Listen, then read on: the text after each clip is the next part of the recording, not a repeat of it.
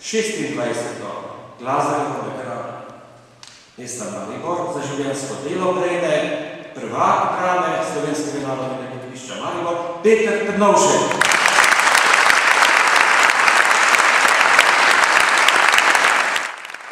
Pred 6 leti ste prejeli Borštnikov prstan. Kakšno mesto ima sedaj ta nagrada za vas v vašem srcu? Borštnikov prstan je najžlahtnejša nagrada. In če bi moral rangirati, bi jo dal seveda na prvo mesto. Ta današnja je pa najbogatejša nagrada, ker nagrade so dvojne. Ene nagrade so tiste, ki ti dvigujejo samozavest, to je recimo Borštnikov prstan. Druge vrste nagrade pa so tiste, ki ti dvigujejo samozavest za nekaj časa pa tudi življenjski standard. To pa je ta. Veljate za enega najbolj odprtih odrskih ustvarjalcev, igrali ste čez 100 različnih vlog. Katera je bila tista, ki se vam je najbolj vtisnila v spomin ali je pa bila najbolj domača? Najraje igram Sokratov zagovor. Kakšne spomine pa gojite na nagrajeno vlogo Tončka v Linhartovi komediji Matiček se ženi iz davnega leta 71? Kaj vi ne veste, da v naših letih že počasi napreduje demenca? In mi sprašujete o letu 1971, hecam se. Prve ljubezni ne pozabiš nikoli. In to je bila tudi prva nagrada, prva potrditev za mladega igralca priti v teater v začetku leta in oktobra na Borštnikovem srečanju dobiti nagrado. Jaz ne vem, ali je to kakšna, če je lahko neka sreča večja kot takrat. Res sem bil srečen. Čeprav pa tudi res, da moraš res med pri nagradah sreča. V obrazložitvi vaše nagrade so med drugim zapisali, da vas zaznamuje velika strast do tega, kar počnete. Kaj je tisto, kar vas poganja skozi življenje?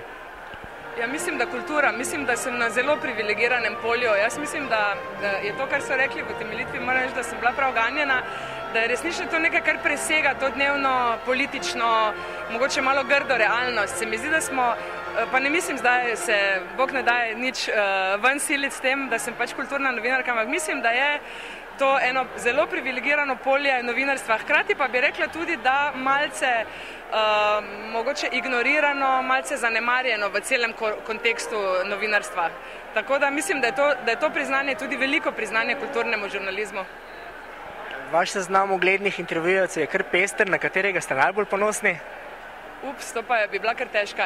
Pascal Bruckner, to je en francoski filozof, je bil mi strašno zanimiv, ker sem romanistka po stroki in me moram reči, da ti frankofonske osebnosti najbolj vznemirjajo. Seveda tudi Dalaj Lama, 15 minut Dalaj Lame je bilo nepozabnih. Zdaj se težko spomnim, ampak vsa ta pisateljska plejada, res velika, ko jih človek nazaj gleda, sploh ne moreš verjeti, da si se vsemi temi ljudmi že pogovarjal. Hkrati pa vsak zase in nekaj lahko rečem, da više kot so, bolj kot so ugledne osebnosti, bolj so preprosti in bolj so krasni sogovorniki. In v tiskanem žurnalizmu, to s čimer se ukvarjam četrt stoletja in več, je en poseben čar, ker mi moramo poustvariti nekaj zraven. To ni posneto, se pravi, da moramo ta čar srečanja in živega srečanja poustvariti kasneje v pisanju. In mislim, da je to nekaj presežnega in bolj zanimivega kot mogoče kaj drugega na tem svetu. Glede na to, da ste zdaj, lahko rečemo, vso svojo energijo uperili tudi v EPK, leto je še dolgo.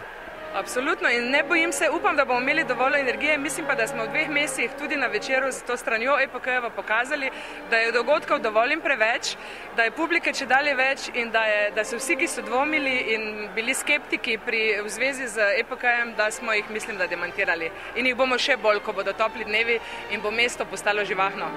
V okviru EPK z Zdenkom Kodričem vodite tudi večerove duele.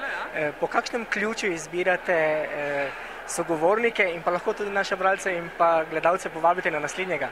Ja, naslednja bosta, če bo ratalo, bosta Alenka Pinterič in Neca Falk. Radi bi zašli v ene malo druge vode, nekega v bistvu popularne kulture, ampak vrhunske popularne kulture in v bistvu nekoliko zanemarjenih osebnosti, neke zgodovine Maribora, ki je tudi zelo pomembna, saj vemo, da je Maribor veljal za slovenski Liverpool nekoč, ne?